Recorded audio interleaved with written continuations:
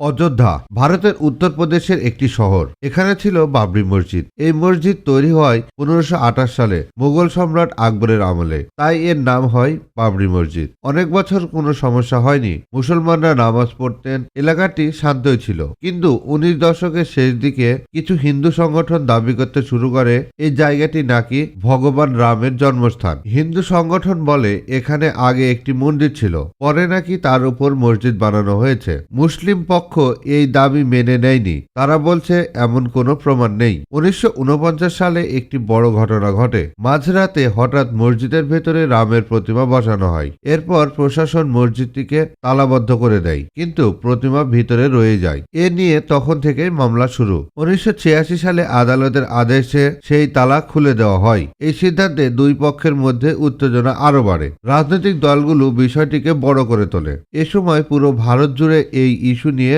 বিতর্ক চলতে থাকে। সবচেয়ে বড় ঘটনা ঘটে 1992 সালের 6 ডিসেম্বর। লাখ লাখ করসেবক অযোধ্যায় জড়ো হয়। কয়েক ঘন্টার মধ্যে তারা 460 বছরের পুরনো বাবরি মসজিদ ভেঙে ফেলে। এ ঘটনায় ভারত সহ দক্ষিণ এশিয়ায় দাঙ্গা ছড়িয়ে পড়ে। হাজার হাজার মানুষ নিহত হয়, সম্পত্তি নষ্ট হয়। মসজিদ ভাঙ্গার ঘটনায় আজ পর্যন্ত ভারতের সরকার মসজিদ ভাঙ্গার মূল অপরাধীদের কোনো শাস্তির আওতায় আনেনি। এরপর শুরু হয় দীর্ঘ আইনি লড়াই। জমিটি কার? হিন্দু পক্ষ বলে এটা রাম জন্মভূমি, মুসলিম পক্ষ বলে এটা মসজিদের জায়গা। 2003 সালে প্রত্নতান্ত্রিক বিভাগ কিছু স্থাপনার চিহ্ন পায়। কেউ বলে সেটা মন্দিরের, আবার অনেকেই বলে এই প্রমাণ স্পষ্ট নয়। 2010 সালে আদালত জমি 3 ভাগে ভাগ করে দেয়, কিন্তু কেউ সেই রায় মেনে নেয়নি। শেষমেশ 2019 সালে ভারতের সুপ্রিম কোর্ট চূড়ান্ত রায় দেয়। রায় বলা হয় মসজিদ ভাঙ্গা অবৈধ ছিল, কিন্তু পুরো জমিটি মন্দির নির্মাণের জন্য হিন্দু পক্ষকে দেওয়া হয়।